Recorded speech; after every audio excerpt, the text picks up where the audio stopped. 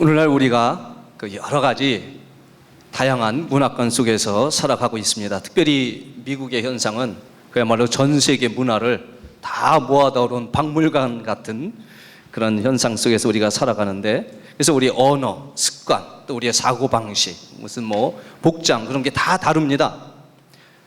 그런데 이제 어떤 분들은 이렇게 주장해요. 우리의 문화가 뛰어나다. 특히 이제 서양 분들이 그렇게 얘기를 하죠. 그래서 자기네 문화를 주장하고 이 서양이나 백인 문화가 우수하니까 이것을 가르쳐야 된다. 그런데 이것은 이미 거부되기 시작했습니다. 그래서 이 세상의 문화 절대적으로 좋은 건 없다. 다 서로 간에 상대성이 있다. 그래서 여러 가지 그 다양하고 이 복잡한 것을 이제 받아들여야 되는데 거기에는 많은 문제가 있어요. 그렇죠? 서로 생각하는 방식이 다르고 옷이 다르고 언어가 다르니까 서로 오해도 일어나고 불편함이 있습니다. 그러니까 이 미국에서 그것을 해결하려고 한 20년 전부터 정책을 세웠어요. 그게 뭐냐면 멜팅 팟 정책입니다. 즉 모든 사람들을 아메리칸 문화를 하나 문화에다 다 녹아들게 해가지고 서로 같은 문화를 가지면은 오해가 줄어들고 이 사회 문제라든지 청소년 문제가 줄어들게 될 것이다.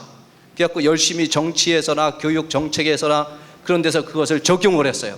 근데 한 20년 하다 보니까 이것이 실패로 드러났습니다. 왜냐하면 그렇게 아무리 멜팅팟 정책을 해도 이 이민 사회를 보니까 각 지역에서 이민 온 이민자들이 점점 더 자기네 고향에 이전에 가졌던 문화를 계속 더 강하게 고수를 하는 거예요. 저도 살다 보니까 미국에 처음 와서는 그래도 양식집도 가고 미국식으로 먹었는데 지금 10년을 넘게 살다 보니까 매일같이 된장국만 먹더라고요. 내가 가만히 보니까. 그래서 미국에서 그것을 깨달았어요. 이게 안 되는구나. 그래서 지금은 멀티컬처럴 소사이어티입니다. 즉 각 소문화권의 사람들이 여기도 모여 살고 여기 모여서 여기 모여서 이렇게 다양한 문화권들이 그냥 섞여 사는 사회.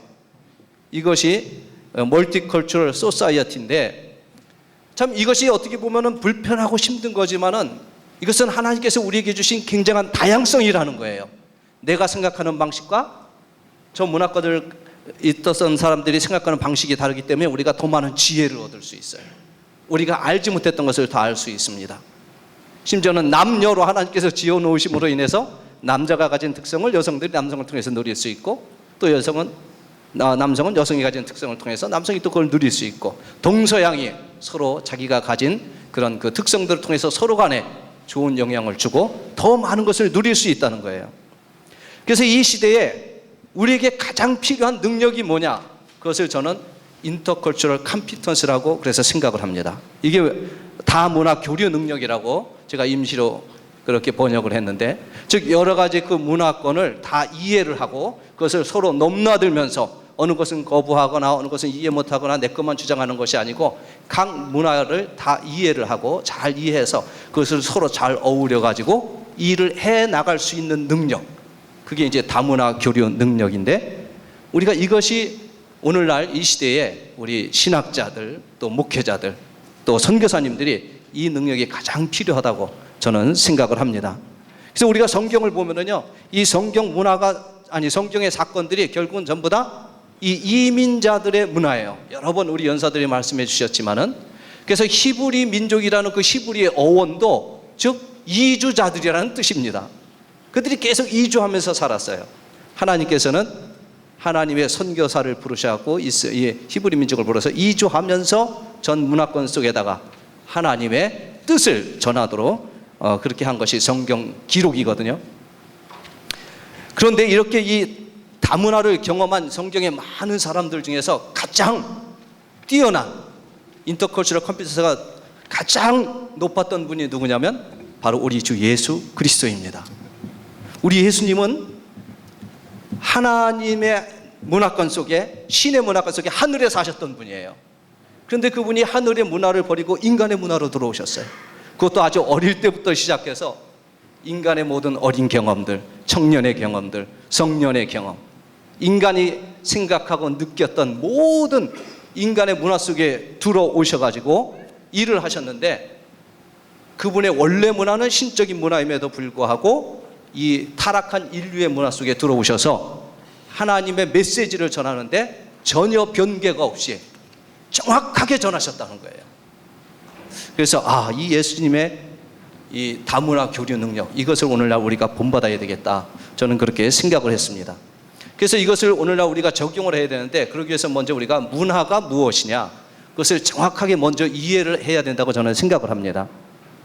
우리가 살아가는 이 문화는 어떻게 보면 태중에 있는 아이가 어머니의 양수 속에서 살아가는 것처럼, 우리의 이 문화는 우리가 살아가는 공간인 모든 것을 공급하는 양수요 또는 그릇이라고 우리가 말을 할 수가 있습니다.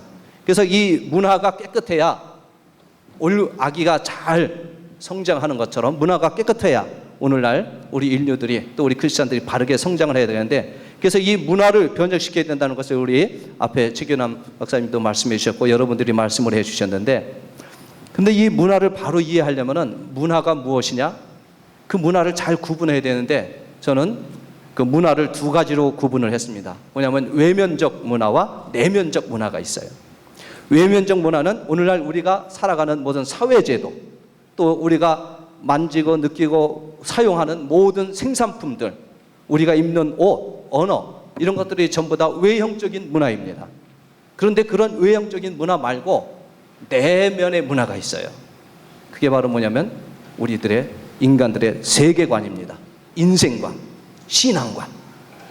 그래서 이 사람들이 가진 인생관, 세계관, 신앙관에 따라서 외형 문화가 생산이 돼요. 그들이 신앙관이, 인생관이 무엇이냐에 따라서 그들이 만든 물건, 예술품들이 어떤 모양으로 나타나냐가 결정이 되고, 그래서 중요한 것은 우리 내면의 문화라는 거예요. 그래서 우리 예수님께서 이 땅에 오셔서 문화 변혁을 하시는데, 우리 예수님은 외형적인 문화와 부딪히지 않으셨어요. 내면적인 문화를 변화시키셨어요. 그러므로 인해서 온 외형적인 문화까지도 변화시켜 가신 분인데, 하나 예를 들면 우리 예수님은 할례가 그 당시에 굉장히 율법적이고 나쁜 것임에도 불구하고 너희들 할례 받지 말라 그렇게 부딪히지 않았어요. 문화와. 오히려 뭐라고 말씀하십니까? 너의 심령의 할례를 받아라. 그러면서 내면의 문화에다가 호소를 하셨습니다. 그래서 오늘날 이것이 우리 그리스도인들, 특히 그 선교사들이 바로 이것을 본받아야 된다고 저는 생각을 합니다. 한마디로 말하면은 이 세상에 나쁜 물건들이 굉장히 많아요. 사람들에게 해를 끼치는. 날마다 그 물건들을 수거해다가 쓰레기에 버리고, 그리고 어느 날 보니까 또 있어. 또 수거해다 버리고. 끝이 없어요. 소무적이에요. 나쁜 물건들을 없애려면 그럼 어떻게 해야 되느냐? 나쁜 물건들을 만들어내는 공장을 먼저 수리를 하든지 공장을 개선해요. 그럼 오늘날 우리 인류의 나쁜 외형적 문화를 없애버리려면 어떻게 해야 되느냐? 먼저 우리의 내면적 문화가 바뀌어야 된다는 사실입니다. 바로 예수님이 그래서 우리의 심령을 고치는데, 내면적 문화를 고치는데 더 중점을 두셨던 것을 저는 성경을 통해서 많이 발견할 수가 있었습니다.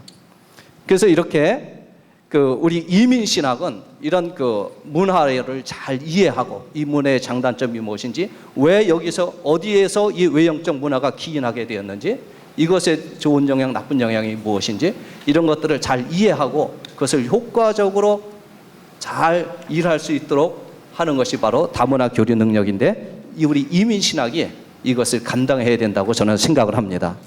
그래서 우리 모든 성경학자들, 또 우리 목회자들이 바로 이런 인터컨츄럴 컴피턴스 능력을 키워야 되는데, 이것을 저는 이 사회에, 우리의 신학적인 분야에서 그것을 제가 발견했어요.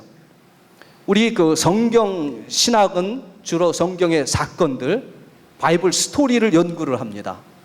이 바이블 스토리는 그때 당시에 2000년 전이면 2000년 당시에, 그때 당시의 언어와 문화권 속에서 사는 사람들에게 가장 효과적으로 하나님께서 말씀을 주셨어요.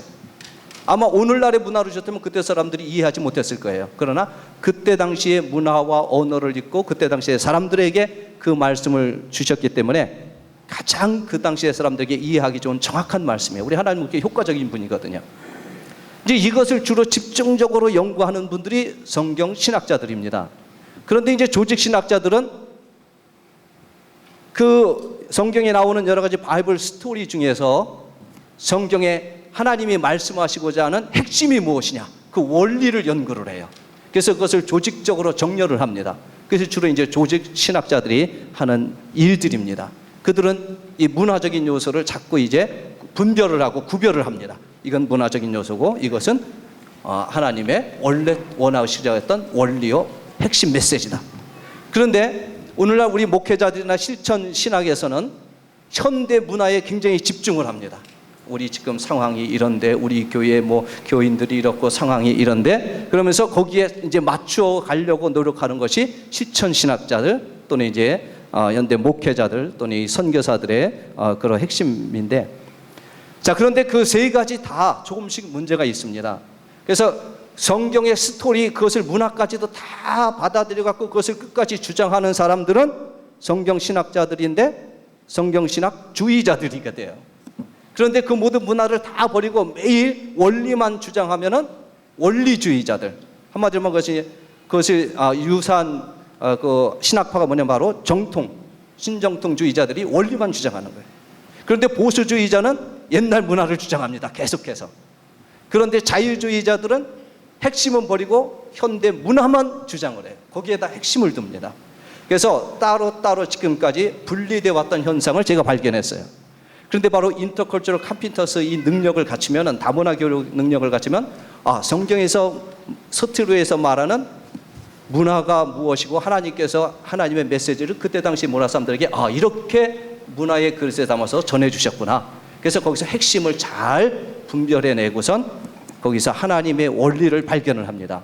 그리고 인터컬처럴 컴피턴스를 가진 분들은 그것을 현대의 문화 속에 있는 우리의 사회, 우리의 목회 현장에 어떻게 효과적으로 우리 사람들이 잘 받아들일 수 있게 원리를 변경시키지 않으면서도 이 문화 속에 이것을 어떻게 적용시켜 갈 것인가, 그런 능력을 얻게 됩니다. 그래서 저는 인터컬처럴 컴피턴스, 즉 다문화 교류 능력을 갖추면은 성경신학과 조직신학과 실천신학을 넘나들면서 잘 어우려서 이 시대에 효과적인 이민신학, 하나님이 원하시는 그런 목회를 잘 해나갈 수 있을 것이라고 저는 생각을 합니다.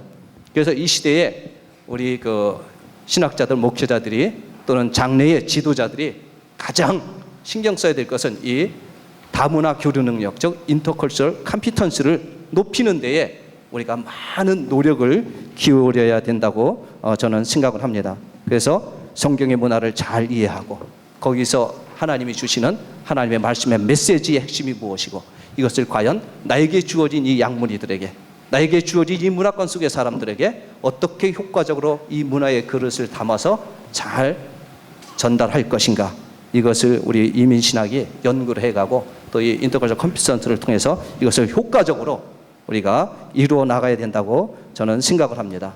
그래서 그 모델이 바로 우리 예수님의 다문화 교류 능력, 즉 우리 예수님이 하늘의 문화에 사셨지만 그것을 이 땅에 오실 때 주장하지 아니하시고 그 문화를 버리고 인간의 문화로 입고 오셔서, 비록 인간의 문화를 입으셨지만, 타락하고 죄악된 인간의 문화를 입으셨지만 예수님 자신은 타락하지 않으시고 예수님이 하나님의 메시지가 변질되지 않으시고, 그러면서도 이 세상의 문화와 표면적인 문화와 부딪히지 아니하시고 핵심을 정확하게 전달해서 그 말씀을 잘 전하셨던 예수님의 문화 역량을 우리가 본봐야 된다고 생각합니다. 감사합니다. 네, 감사합니다. 문화와